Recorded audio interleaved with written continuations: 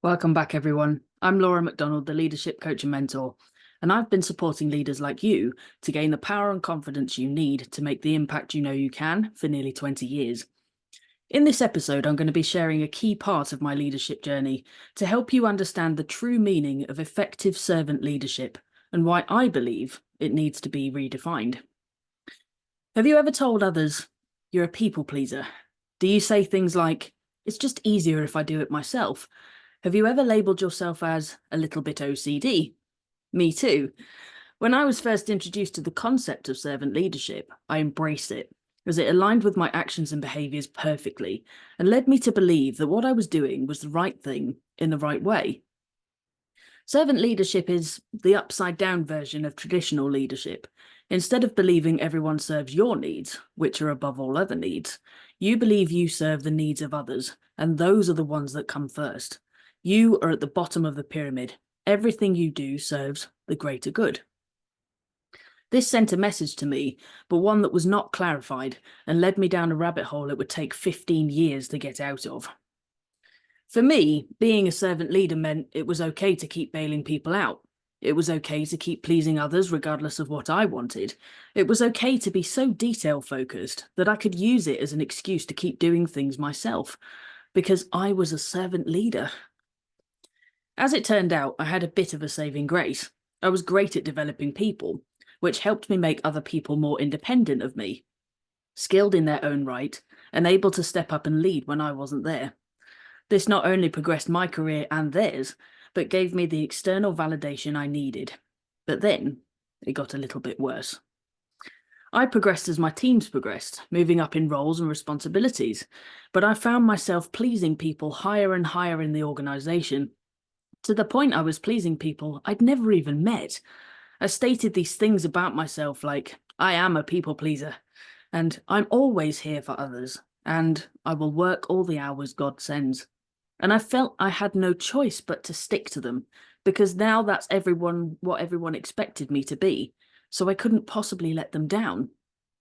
The people I was trying to please were those I perceived to be above me in some way, whether that be in the hierarchy of the organisation or in some way more enlightened, more skilled, more experienced than me. I saw myself as not okay, and saw these people as okay, which put me in a position of helplessness, feeling inadequate in myself and constantly striving to be good enough, with no definition of at what point good enough actually came. It was all about getting approval from those I considered superior to me in some way.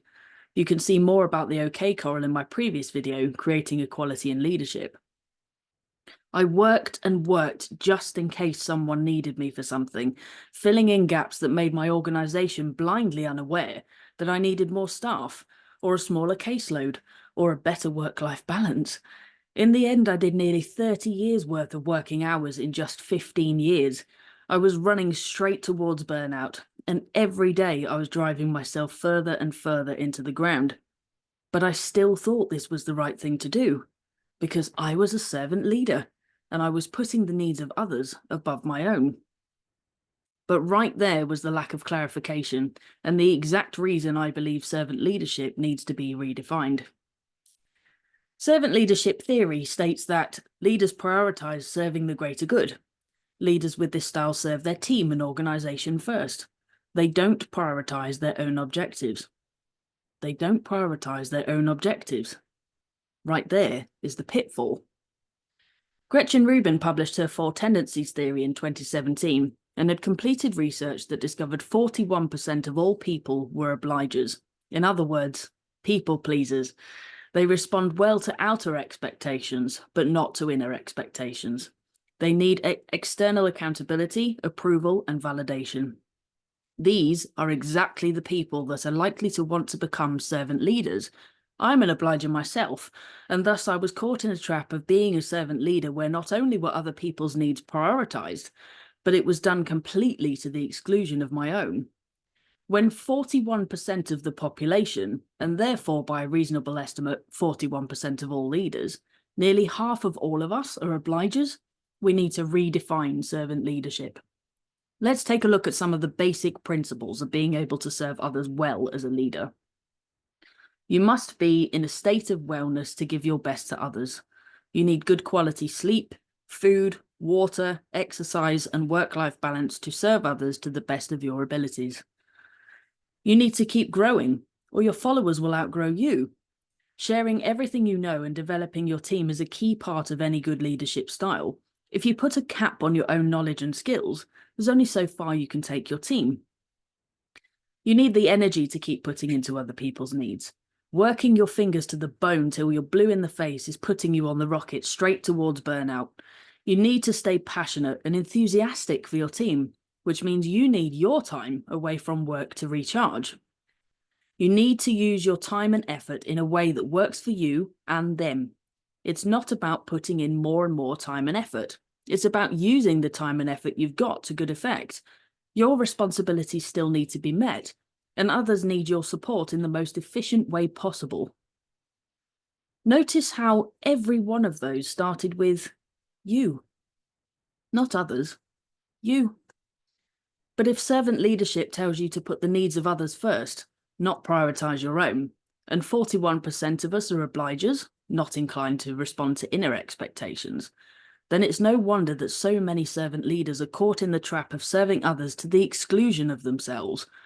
Is this really effective servant leadership?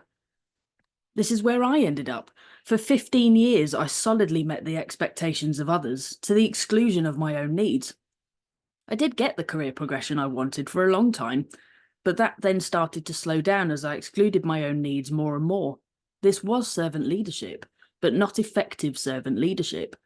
So how can we redefine it?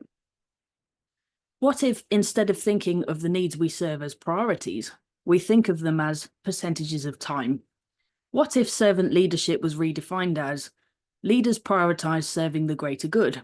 Leaders with this style use most of their time to serve the needs of their team and organization. They commit a small quantity of their time to prioritizing their own objectives and needs for the purpose of serving others better. This is how I redefine servant leadership for myself, and I've been able to build a business and a job role that now fits with that definition. 80% of my working time is now spent serving the needs of others, but 20% of my working time is focused entirely on serving my own needs. Most importantly, I've grown to understand I can do all of this without working all the hours God sends. I have a fixed working day, so if something can't fit into that day, I've got too much on my list. And on reflection, all of this could have been easily implemented to the rest of my career to date, and I still would have achieved all my successes, and potentially a few more. To work with my personality, I have a coach and mentor to give me accountability for this when I need it. My personality is being embraced and used to my advantage. If I can have someone else expect me to meet my own needs, then I will meet them. So if having a coach and mentor supports me to do so, that's what I do. If you're that person that needs external accountability to meet your own needs, DM me now on LinkedIn. The link's in the comments section of this video. Servant leadership is a great concept, but one that needs more clarity to fit with the modern world of work. In a world where 41% of us are obligers, a world where we're taught not to be selfish as if it's a bad thing to put your own needs first, and in a world where it's all too easy to pick up that laptop you've now been told you can take home, we need to ensure servant leadership serves everyone, including you. Stop excluding your own needs. Instead, start embracing them to be a better servant leader, for the greater good. I think it's time we redefine servant leadership. Don't you? Thanks for watching this video. Share your thoughts about servant leadership in the comments and let me know your key takeaways. And if you need me, message me. See you soon.